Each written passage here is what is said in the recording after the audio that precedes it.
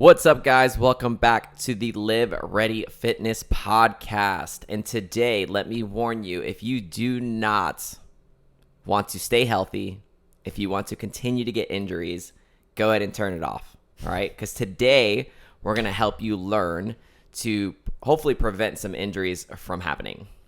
And also figure out why you're getting injured in the first place. Yeah, which I think is different than what a lot of people are thinking are causing injuries.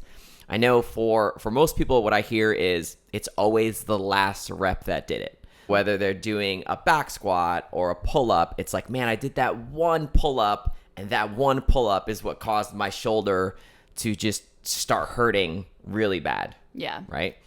I know we were talking about it earlier, but tell us the difference between the types of injuries.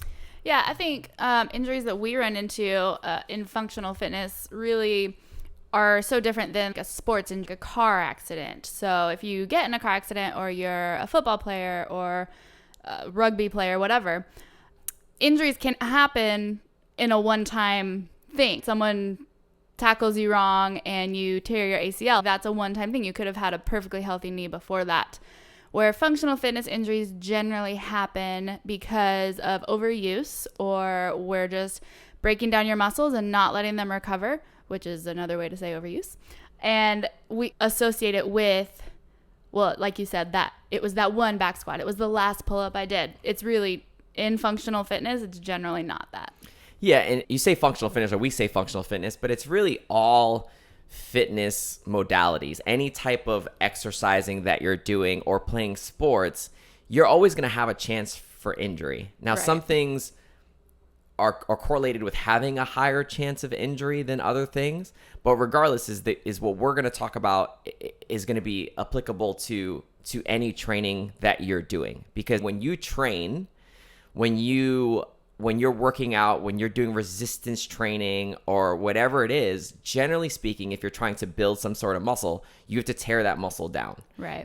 So in order to tear a muscle down, really you have to use it. And tearing a muscle down is exactly what it sounds like. It would be the equivalent if you had a strand of rope and you took a dull knife and you just kept on like cutting it over and over and over. And you have these little tiny cuts until eventually the rope is going to snap. Right. If you don't do something to repair those cuts, or you don't do something to reinforce it. Working out, it is very similar in that sense that you're breaking down your muscle fibers over and over and over again. Correct. What ends up happening is people don't give it an opportunity to recover, and that's where the injury comes in. Right. It's different than the rope. As a human, our muscles will repair themselves in most cases when we are recovering, and we're letting them do that.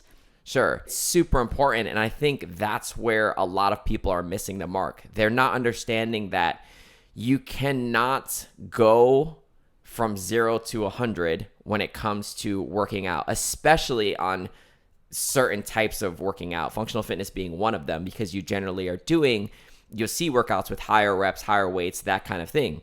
But what you need to understand is that the people that are doing those things and not getting injured have been doing it for a really long time. Right. So their bodies are conditioned to allow them to be able to do those things. And that's really the amazing part of the human body, is it's so adaptable, but you have to give it the time to adapt. Right. It's not overnight adaptable. Yeah. You're not going to bench press 135 pounds and then all of a sudden the next day you're able to do 500 push-ups and not feel like something's going on with your shoulder or your chest or things like that. Another way to think about it, I think the best way it's ever been explained to me is blaming the last rep that caused the injury is like saying you drank 12 shots and the 13th shot is what made you drunk. Right? It definitely was not the 13th shot. It was the 12. It was the accumulation of drinking that is what got you drunk. And injury is the same thing. And there's a lot of things that are going to play factors in that. The amount of volume that you do, for sure. Your own personal capacity. So how much your body is able to actually take before it does pop. Break down. Right? Break down. Things that have happened to you in the past. So did you have injuries in those areas in the past? Because then your body's just going to work differently.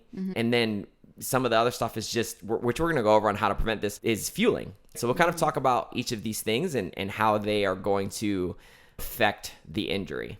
How do we avoid that from happening? So I think the first step is starting slow and testing your capacity. What you're saying is don't go from the couch to lifting as heavy as you can 5 days a week. Yeah, literally the simplest way that it can be put is if you are just starting, because you walk in and you see somebody that may look like you lifting all the weight, or maybe you're a guy and you see a girl lifting all the weight and that bothers you, that doesn't mean that you're going to start out lifting all the weight. You have to slowly work yourself up and test what your capacity is. So how do you do that? Simple as starting to monitor what it is that you're doing. And I tell my clients, I would rather you undershoot than overshoot. Let's say I start somebody out with a simple workout where I go, you're going to do 3 rounds of 5 push-ups, 10 sit-ups, and 10 squats. We know they're doing 30 sit-ups. We know they're doing 30 squats. We know they're doing 15 push-ups. Now, if they're like, man, I know I can do more, or they did more in the past, I'm still going to have them do that because it's their first day. It's a baseline. Right, it's a baseline. I just need to know what you're going to feel like 2 days from now. Right. So if 2 days from now, you're super sore, you could barely walk, those kind of things are happening, then I know I actually overshot what your capacity is. Right. But those are not super dangerous movements. I didn't put a bunch of weight on you. I didn't do any of that stuff. Right. Those are mostly movements that you do in life anyway. Right. Exactly. So if you're feeling a bunch of soreness, that's your body telling you, hey, you didn't hit it yet. You didn't go past the limit, but yet you're circling. You're playing with the line. Yeah, you're playing with the line a little bit. The next workout we do, we're going to drop it back a little bit. And we're going to see, okay, 2 days from now, what do you feel like now? And then I'm going to start to play with that. So if I know you're good at 30 push-ups and 30 air squats, then maybe the next workout is programmed where you're going to hit 35 and 35 or 40 and 40. Right. It's literally as simple as that, as slowly ramping yourself up in multiple capacities, whether it's time, movements, weight, days of the week that you're working out, but you need to ramp those things up slowly.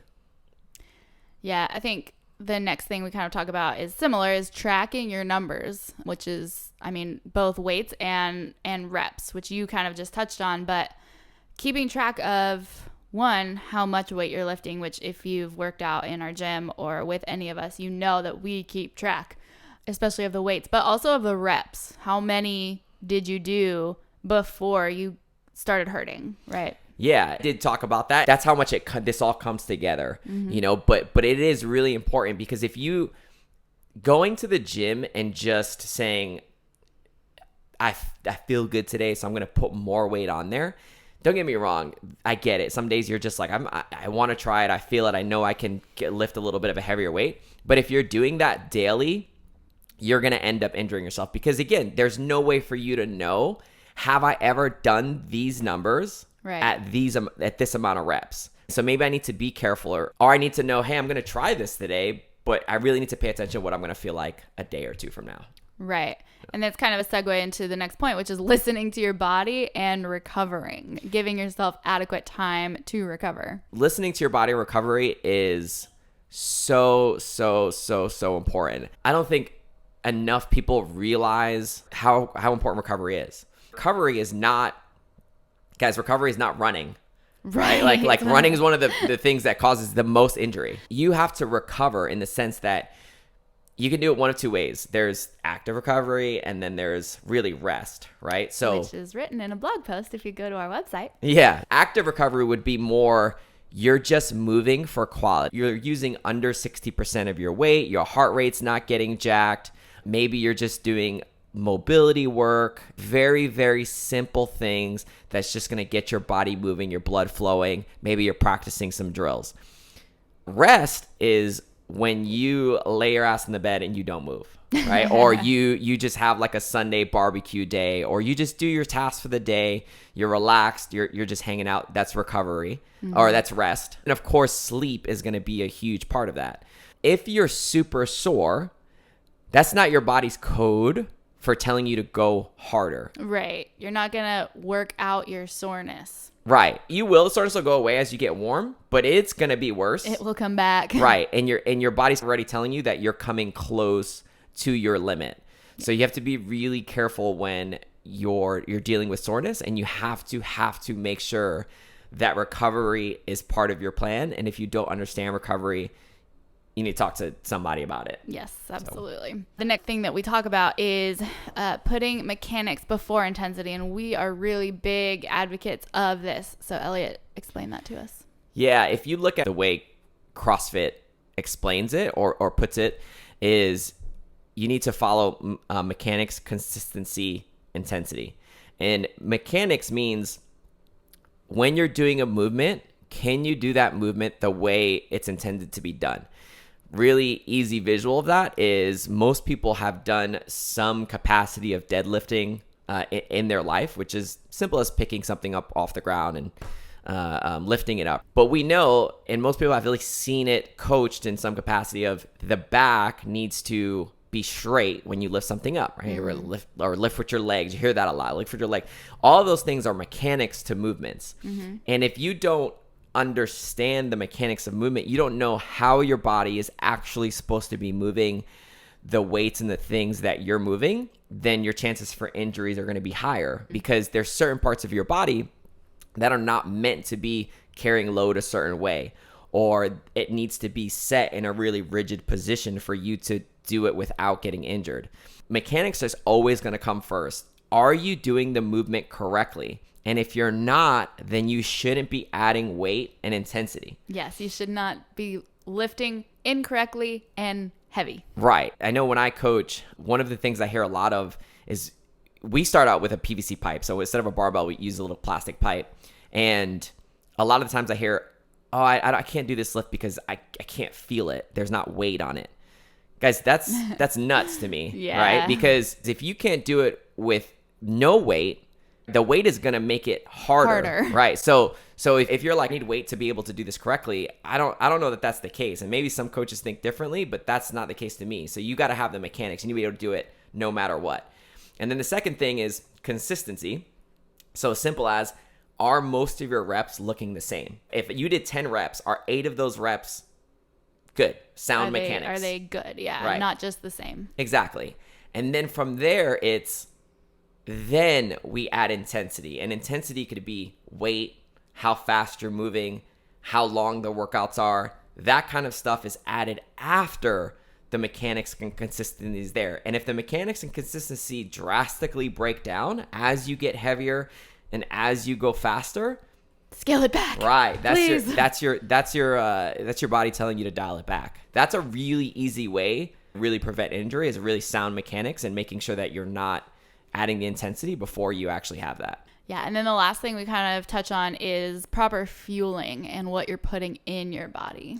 Yeah, proper fueling is huge. It's a pretty simple thing. You guys when you work out, you burn massive amounts of calories. You break down your muscles, and in order for your muscles to repair, in order for your body to lessen inflammation, because inflammation is going to happen when you work out, it has to have calories. Calories is literally energy. Yeah. Right? That's literally your body's energy. If you're not giving your body enough energy to repair muscle and to recover, then again, your muscles are never going to recover, and the chances are going to be a lot higher that when you work out, you suffer from an injury.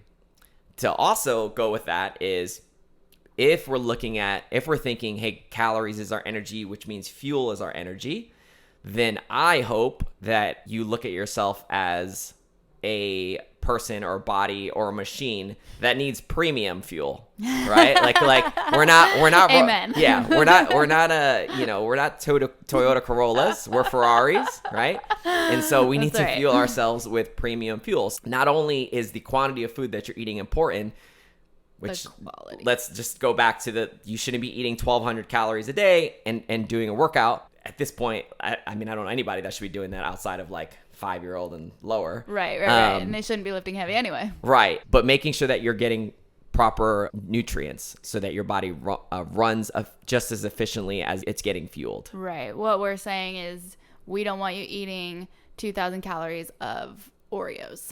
Please don't do that. because you're lacking a lot of the vitamins and minerals that your body needs in order to help rebuild those muscles and help you recover and help you sleep correctly and all of that, that good stuff that comes with it. To us, that's going to be the way that you prevent injuries from happening. Your chances for injuries will be a lot lower if you do even half of those things that we talked about. Yeah. So just to do a quick recap, you want to start slow, making sure that you're testing your capacity, time, the amount of days that you do, that kind of stuff. You want to make sure that you track your numbers. So weights, reps, benchmark workouts. So workouts that you're going to see again, listening to your body and recovering. So listening to your body when you're really sore and you're tired. It's not the time where you're like, I need another workout. You need to sleep. You need to rest. You need to recover, relax. Putting mechanics before intensity. So we talked about that, making sure movement is sound before you start adding load and speed. And then proper fueling, which, eat real food, not too much, mostly plant-based, and you're good to go. It's like you've said that before. Yeah, I think so. So that's it, guys. I hope that helps. If this is an aha moment for you, or you want some clarification on anything, just drop a comment, shoot us a message. We're happy to answer. We're happy to help you out.